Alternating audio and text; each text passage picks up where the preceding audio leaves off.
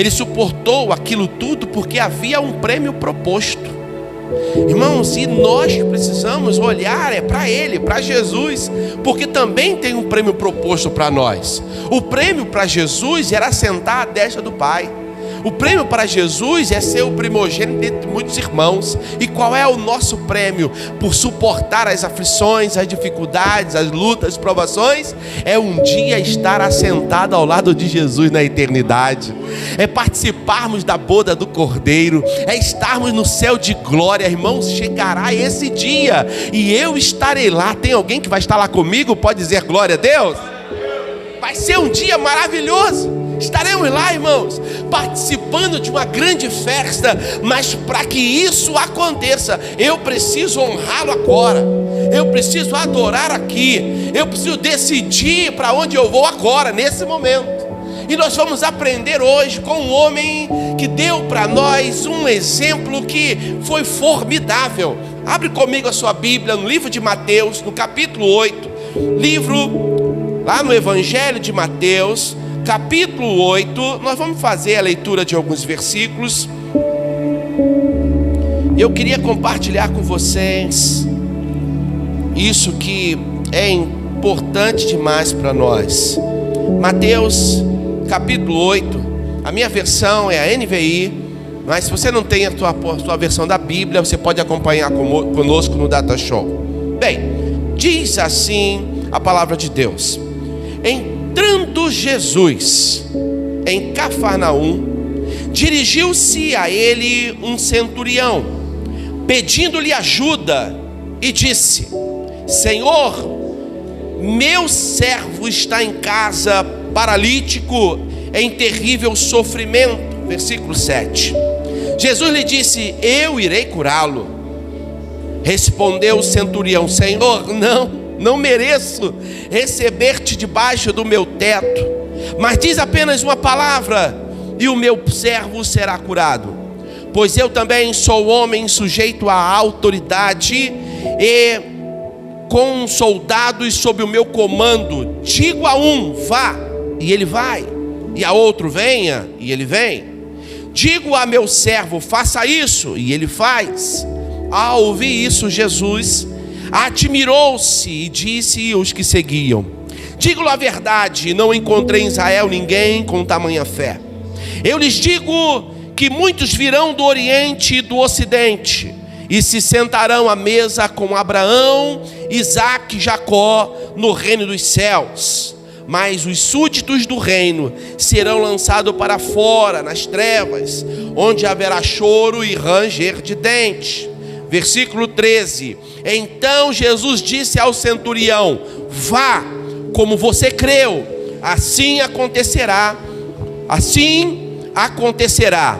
Na mesma hora, o seu servo foi curado. Eu quero falar hoje sobre quando a honra é recompensada. E esse texto me chama a atenção, porque Jesus, ele é procurado por alguém que era tido como uma autoridade entre os romanos. Ele era um centurião. Ele era um oficial romano, tinha homens sob o seu cuidado. Uma pessoa de uma certa patente e reconhecido no meio do povo. Jesus, ele era um judeu, um homem que estava iniciando, ou melhor, que estava pregando a palavra, anunciando o evangelho do reino. E agora, esse Jesus, que eram tido aos olhos dos judeus, aos olhos dos romanos, como uma classe menor, esse oficial romano, ele vem até Jesus para pedir a ele socorro. Quando esse oficial chega, ele chega há um outro texto, se não me falha a memória, em Lucas, que os discípulos primeiro rogaram em favor do centurião. Mas eu quero deter a esse texto de Mateus capítulo 8, quando ele chega e ele abre o coração para Jesus, e ele vem para interceder por um servo, por uma pessoa que era muito estimada por ele. Um homem que lhe ajudou em muitas batalhas, um homem que estava por certo sob o seu comando, mas que agora estava sofrendo, enfermo. Ele estava paralítico e ele precisava de um milagre, mas ele não tinha como ir até Jesus. E esse homem de alta patente, um oficial romano, ele vai até Jesus e implora a Jesus o milagre. Ele se humilha diante de Jesus, ele bate a porta de Jesus, procurando uma resposta, procurando um milagre. Mas o que me chama a atenção não foi o fato dele ter procurado Jesus. O que chamou a atenção no texto é o fato dele ter reconhecido a autoridade de Jesus. Ele reconhece a autoridade e ele honra a autoridade de Jesus. Vamos fazer uma exegese desse texto. Vê capítulo 8, ainda no versículo de número 8. Em Cafarnaum Jesus estava, quando um centurião pediu ajuda. Ele se humilha, reconhece a situação dele. Ele, apesar de ser um oficial, de ser alguém de alta patente, mas ele não tinha poder para aquele momento dar solução ao seu servo. Versículo adiante, versículo 9. Versículo 6. O meu servo está em casa paralítico, em terrível sofrimento. E disse Jesus ele se mostra pronto para ajudar o centurião. Eu vou lá curá-lo. Ele não titubeou. Ele instantaneamente disse: eu vou estar lá com você. A tua luta é a minha e nós vamos lá resolver essa situação. No entanto, o que se sucede é que esse centurião, ele vai dar uma resposta em reconhecimento à autoridade de Jesus. Olha o que ele vai dizer: Senhor, eu não mereço te receber debaixo do meu teto, mas diz apenas uma palavra e o meu servo ficará curado. Uma demonstração de que ele sabia quem era Jesus. Honrar significa isso, é fazer diferença, é dar distinção. Eu gostei de uma definição de John Bevere. Ele vai dizer que honrar é dar um valor acima a alguém, é colocar alguém em lugar de honra, em local de destaque. Ele estava colocando Jesus em uma posição mais elevada do que a dele. Senhor, olha, eu não sou digno que tu entre na minha casa, debaixo do meu teto. Eu sou o menor do que tu, eu sou inferior a ti. Ou seja, eu sou poderoso lá no meio dos meus soldados em Roma, mas diante de ti, Senhor, tu és Deus, tu és Senhor. Então eu me submeto à tua autoridade. E olha o que vai dizer o texto seguinte: mas diz apenas uma palavra e o meu servo ficará curado. Ele deu aqui uma demonstração de fé inigualável. Gosto do texto de Hebreus capítulo 11, versículo 6, que diz: sem fé é impossível agradar a Deus. Tem alguém comigo? Diga amém. Olha o que vai dizer a parte B desse versículo: porque é necessário que aquele que se aproxima de Deus creia que Ele existe, que é galardoador daquele que o busca. Não basta apenas eu acreditar nele, eu preciso crer que quando eu estou indo a Ele, Ele é poderoso para me responder. Ele é poderoso para me dar a bênção, Ele é poderoso para me dar a vitória, Ele é poderoso para me salvar. E o que esse homem estava dizendo: Senhor, basta uma palavra, o Senhor não precisa estar na minha casa. Eu dou ordem aos meus servos e eles me obedecem. O que eu mando eles fazem. Então se o Senhor mandar, se o Senhor der liberar uma palavra, eu tenho certeza que o meu servo ficará curado. Irmãos, isso é tão extraordinário, porque ele ali deu glórias, ele deu honra a Jesus. E como consequência disso, olha só, Jesus vai dizer então para ele, ao ouvir isso, Jesus admirou-se, versículo 10.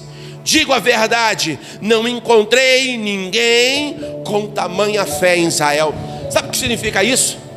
Nem na sua própria mãe Jesus viu tamanha fé. Nem dos discípulos que lhe acompanhavam no seu ministério ele vira tamanha fé. Eu não vi em Israel, ainda não chegou ao meu conhecimento, disse Jesus, alguém que tem uma fé tão poderosa e tão grande quanto a deste homem. Esse aqui é um homem de fé. E Jesus então, ele determina, ele libera a palavra. E no momento que ele libera a palavra, o seu servo fora curado. Sabe o que acontece em nossos dias? Nós às vezes estamos como os discípulos ou como os seguidores de Jesus. Andamos lado a lado com Jesus, esbarramos nele, às vezes até comemos com ele. No entanto, não permitimos, ou não reconhecemos a autoridade dele. E por não reconhecer a autoridade em Jesus, perdemos o milagre, perdemos a bênção. Não é porque você não precisa, porque Jesus não faz milagre porque nós precisamos. Ele não vai operar um milagre na tua vida porque você precisa. Ele vai operar mediante a tua fé. Havia muita gente enferma em Israel, mas uma mulher, no seu pensamento, se tão somente eu tocar, eu serei curada. Muitos estavam comprimindo Jesus. Jesus de repente ele para a caminhada e fala assim: alguém me tocou. E os discípulos dizem: Senhor, o povo te oprime e tu fala, alguém me tocou? Não, alguém me tocou porque de mim saiu virtude. Ou seja, não basta apenas tocar em Jesus, eu tenho que tocar nele e ter certeza, confiança e fé de que eu serei curado. Oh, aleluia! O que nós precisamos hoje é reconhecer que ele é Senhor e que ao tocar nele, basta ele desejar que a bênção vai vir, vai fluir. Tem uma outra passagem, e eu queria ler com você ainda, no capítulo de Marcos, capítulo 7, versículo 24. Marcos, capítulo 7, versículo 24. Nós falaremos hoje sobre 3 textos. Mateus 8, nesse momento, Marcos, capítulo 7, versículo 24, e até o versículo 30. Olha que interessante esse texto. Vamos mais uma vez tentar fazer aqui uma rápida exegese desse texto. Marcos capítulo 7, versículo 24 até o versículo de número 30. Diz assim o texto: Jesus saiu daquele lugar e foi aos redores de Tiro e de Sidom, e entrou numa casa e não queria que ninguém o soubesse. Jesus estava se escondendo. Talvez cansado pela sua lida, talvez cansado de atender a muita gente, porque Jesus sempre foi cercado de muitas pessoas. Ele entra numa casa e fala assim: olha, que ninguém me incomode.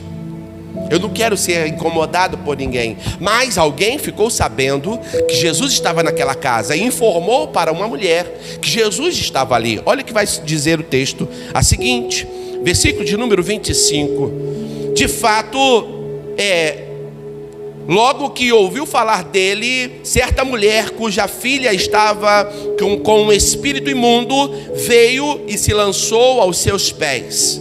A mulher era grega, cirofenícia de origem, e rogava a Jesus que expulsasse de sua filha o demônio.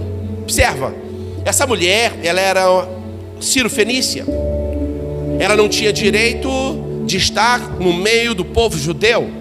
Primeiro porque ela era mulher, e naquele período as mulheres não andavam tão próximo de homens dessa forma, e ela não era uma discípula de Jesus a ponto de seguir a ele em todo o tempo.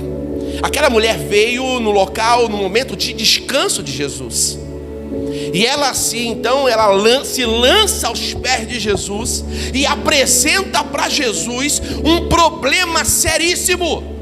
A sua filha estava terrivelmente endemoniada. A filha daquela mulher estava sofrendo com espíritos malignos, e ela, por consequência, sofria junto com a sua filha.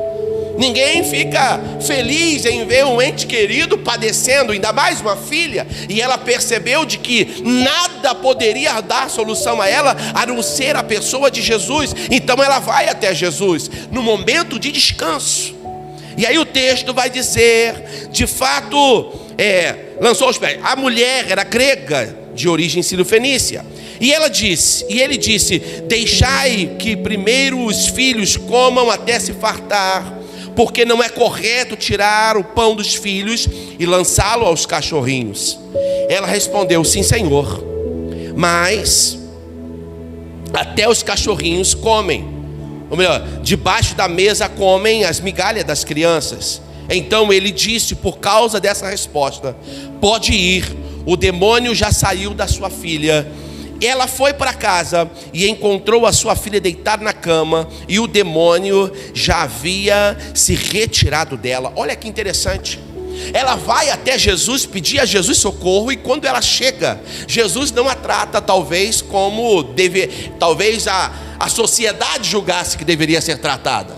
Jesus não deu honra àquela mulher, pelo contrário, ele chamou de que Deus não deve se tirar o pão dos filhos e deitar aos cachorrinhos. Aquela mulher, numa linguagem mais conhecida, foi chamada de cachorra.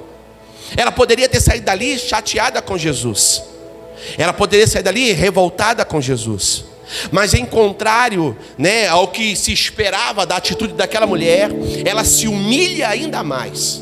E ela fala: mas Senhor, até os cachorrinhos comem das migalhas que caem da mesa do seu Senhor. Aquela mulher, quando fala dessa maneira, ela reconhece que Jesus era poderoso o suficiente para liberar uma palavra de vitória para ela.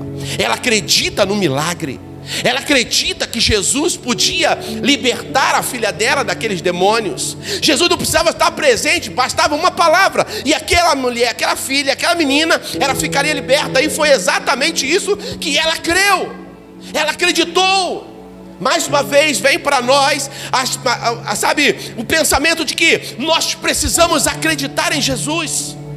Mas não acreditar apenas na sua existência, mas acreditar que Ele é poderoso para liberar uma bênção para nós. Muitas pessoas se aproximam de Jesus, mas se aproximam como qualquer pessoa. Nós não podemos ser qualquer um. Nós temos que nos aproximar de Jesus com fé. Acreditar que Ele é poderoso para atender a nossa oração, para atender a nossa petição. Aí vem os confrontos.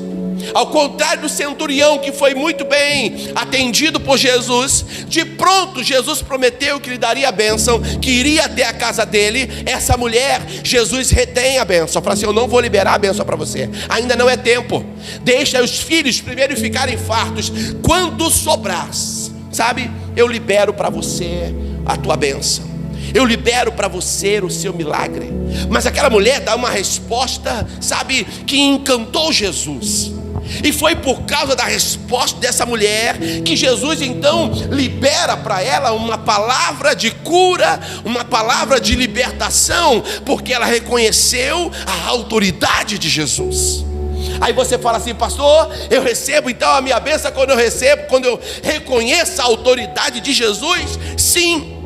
Você precisa reconhecer a soberania dele? Sim. Você precisa conhecer dar honra a ele? Sim. Porque quando nós reconhecemos a autoridade e damos de honra, a honra que damos a Ele, Ele nos recompensa, Ele nos favorece. Agora eu quero ir para o terceiro texto com você, e então ficaremos por lá. 1 Samuel, capítulo de número 1. Abra comigo aí, 1 Samuel, capítulo de número 1, versículo 12 ao versículo 16. 1 Samuel, capítulo 1, do versículo 12 ao versículo 16. O tema é: quando a honra é recompensada. É muito bom, irmãos, sermos abençoados por Deus. Eu sou apaixonado por esse Deus que nos recompensa. Não é porque merecemos, não. É porque a Bíblia fala que eu honro os que me honram, e os que me desprezam também serão desprezados. Quando você honra a Deus, Deus vai honrar você. Ele vai atender você, Ele vai vir em sua direção, Ele vai liberar a bênção para você por causa da honra. Ele te recompensa. Mas olha só, vamos ver então a recompensa da honra através de uma mulher. 1 Samuel, capítulo 1, a partir do versículo 12. Enquanto ela continuava a orar diante do Senhor, Eli observava a sua boca. Como Ana orava silenciosamente, seus lábios se mexiam, mas não havia voz. Então Eli pensou que ela estivesse embriagada. Ele disse: até quando você continuará embriagada? Abandone o vinho. Ana respondeu: não se trata disso, meu senhor. Sou uma mulher muito angustiada, não bebi vinho nem bebida fermentada. Eu estava derramando a minha alma diante do Senhor. Não julgue a tua serva como uma mulher vadia. Eu queria que você continuasse. Estou orando aqui até agora por causa da minha grande angústia e tristeza. E Eli respondeu: vá em paz, e o Deus de Israel conceda a você o que você pediu. Eu queria que você analisasse o contexto dessa passagem. Eli, ele era o sacerdote do seu tempo. Ele ouvia a oração do povo e apresentava o clamor do povo diante do Senhor. Só que a casa de Eli estava em pecado. A casa de Eli estava em iniquidade. Eli se tornara um sacerdote conivente com os pecados dos seus filhos. Ofni e Finéias, eles profanavam o templo, profanavam a casa do Senhor. E mesmo Eli sabendo que o templo estava sendo profanado, ele não agiu ou interviu em absolutamente nada. Mas o texto vai dizer então que Ana, ela vinha com o seu marido todos os anos em Israel. Ela ia ao templo para orar ao Senhor e apresentar os sacrifícios anuais. E ela chegava ali e ela se derramava, ou melhor, todos os anos, continuamente ela ia lá. E a angústia no coração dela era contínua durante todos os anos em que ela precisou de um milagre, porque Ana era estéril. Repita comigo: Ana era estéril. Mas um dia Ana colocou no coração algo diferente. Ela não apenas foi angustiada ao templo, ela se propôs a orar, a se sacrificar diante do Senhor. E ela chega e se derrama diante do Senhor. E não é apenas uma oração metódica, vazia, mas uma oração sincera. Ela se rasga diante do Senhor. E por demorar, ele passa e vê ela naquela situação. Ele a julga como embriagada. Eu fico imaginando quando Eli a chama de uma mulher, vadia, ou de alguém que não tinha o que fazer, alguém que estava embriagada. A Bíblia vai dizer que aquela mulher, ela prontamente reconhece a autoridade daquele homem, e ela responde: não, meu Senhor. Gente, quando eu vi esse texto, eu falei assim: essa mulher tinha tudo para apontar o dedo para o líder. Ela tinha tudo para dizer assim: quem é você? Você vem me julgar, eu uma mulher aflita, você está me julgando? Não, aquela mulher, ela não aponta o dedo para o sacerdote, não, ela reconhece naquele homem a autoridade. Ela tinha sido julgada de forma injusta, e mesmo sabendo, porque era conhecido de Israel, a podridão que pairava na casa de Eli, mas mesmo assim aquela mulher, ela honra aquele homem pela posição que ele estava, pelo quadro que ele se encontrava. Ela se humilha diante dele, ela reconhece a autoridade e ela abre o coração para ele. Tem muita gente perdendo a vitória, perdendo a bênção, porque ele não reconhece a autoridade no outro, não consegue dar honra ao outro, não consegue honrar a liderança, não consegue honrar quem está sobre, e dessa maneira, ao invés de adquirir bênção, adquire maldição. 1 Samuel capítulo 2, versículo 30: eu honrarei os que me honram, mas os que me desonram, eu também o desonrarei, eu também o amaldiçoarei. Tem pessoas recebendo maldição no lugar da bênção. Por quê? Porque tem desonrado a Deus, tem recusado dar a honra a quem de direito. Aquela mulher poderia sair dali com o coração revoltado, amargurada ainda mais, aflita ainda mais, e dizer: realmente não tem jeito. Mas ao contrário do que se esperava de forma humana, aquela mulher dá uma declaração, dá uma demonstração de que ela acreditava em Deus. E ela se humilha, ela desce, reconhecendo nele a autoridade. E quando ela faz isso, apesar do erro do sacerdote, ela consegue extrair uma bênção, uma palavra de bênção. Uma palavra de bênção para a sua vida, para a sua causa, para a sua aflição. Irmãos, nós precisamos muito mais do que vir ao templo e chorar. É acreditar que uma palavra liberada no altar. Hoje foi liberada palavra nesse altar dizendo: você foi curado. E o que eu devo fazer então? É acreditar que eu fui curado. Foi liberada uma palavra: você pode ir, a tua bênção veio. Você precisa crer que de fato a tua bênção chegou. E como é que eu demonstro a minha crença? É agindo diferente como eu agia outrora. A Bíblia vai dizer que aquela mulher, ela foi para casa, Ela comeu e o seu semblante já não era mais o mesmo. Havia alegria no coração daquela mulher. Por quê? Porque o homem de Deus liberou uma palavra profética. Ela acreditou que Deus ouviu a sua oração, e por causa daquela palavra ela se alimentou. No dia seguinte o seu marido a procurou, e como consequência disso, no ano seguinte ela não pôde ir em Israel. Ela não pôde ir sacrificar, porque ela estava de resguardo, porque ela havia dado à luz e ela havia concebido. O que Deus espera da gente é que quando nós nos aproximarmos dele, tenhamos fé, sabe, para receber o milagre, para receber a bênção. Como Ana, temos a capacidade de acreditar que ele pode liberar o milagre para nós. Essas 3 passagens falam de 3 personagens distintos. 2 deles se apresentam diante de Jesus.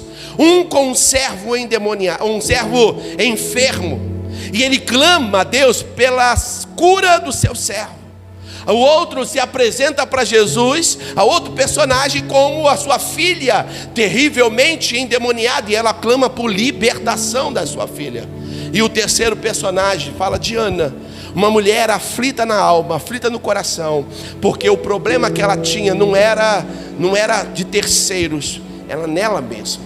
Ela precisava de um milagre. Eu não sei por que você entrou aqui nessa noite. Se você veio buscar um milagre para você, veio buscar um milagre para o seu amigo, ou veio buscar um milagre para o seu filho, eu quero que você saiba que Deus é poderoso para liberar o milagre para você. Aleluia. Deus é poderoso para abençoar a tua vida. Deus é poderoso para te responder. E eu quero aproveitar esse momento em que a palavra de Deus está sendo liberada para você, e liberar também uma palavra profética. Tem muitos ventres que estavam secos até hoje, mas diante da palavra profética, da palavra de Deus, ventres abrirão, oh aleluia, e você voltará a gerar. Pastor, mas eu não quero mais ter filho. Pois é, muitas pessoas com o ventre espiritual seco, como não gera ninguém, ele está completamente árido, o seu ventre está completamente seco. Mas em nome de Jesus, eu profetizo que você voltará a gerar filhos espirituais, e muito mais do que gerar, você vai ajudar os seus filhos no processo. Eles crescerão, eles se amadurecerão e se transformarão em pais espirituais também, porque toda esterilidade está sendo repreendida no nome de Jesus. Eu sei que você veio buscar também pelo seu ente querido.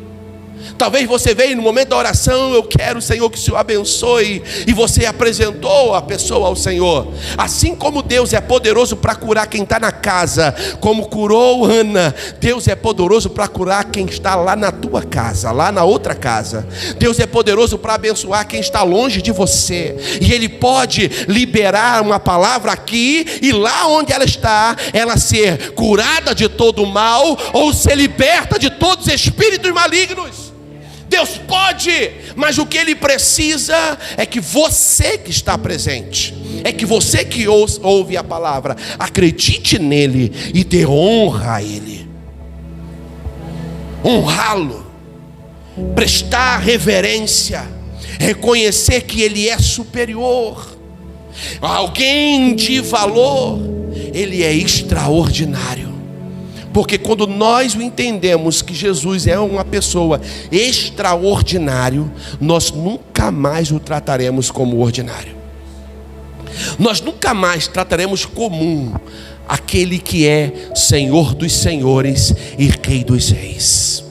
Muitos enfermos havia em Israel, mas eles não puderam receber a cura nem o milagre, porque Jesus era apenas um curandeiro comum.